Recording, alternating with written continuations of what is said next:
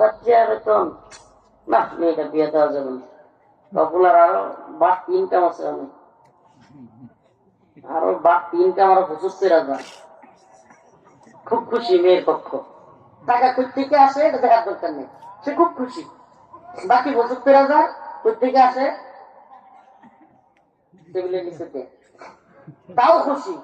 আপনি আল্লাহ মাফ করুক কথাটা বিশ্বাস করেন কিনা করবেন কিনা, আমরা কিন্তু নৈতিক না, আমরা কেউ নৈতিক না।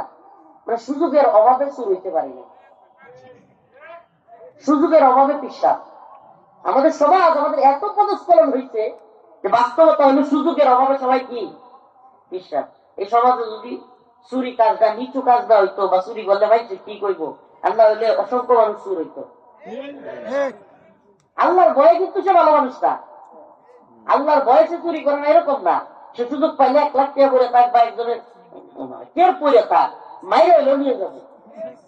গত রাত্রে ঘটনা বলি, গত রাত্রে আমরা বগুড়া থেকে ফিরতেছি, আমাদের আগেই আমার মামা একজন বক্তা মুফতি হাফিজুল্লাহ কাসিমি, উনি ময়মনসিংহ থেকে প্রোগ্রাম করে আসতেছেন টঙ্গীর কাছাকাছি। টঙ্গী ওনার বাসা, টঙ্গীর আসার আগে গাজীপুর ওইদিকে যারা গেছেন, তার গাছ জায়গার নাম, বোটবাজারের পরে তার গাছ, ওখানে জ্যামে পড়ছে গাড়ি।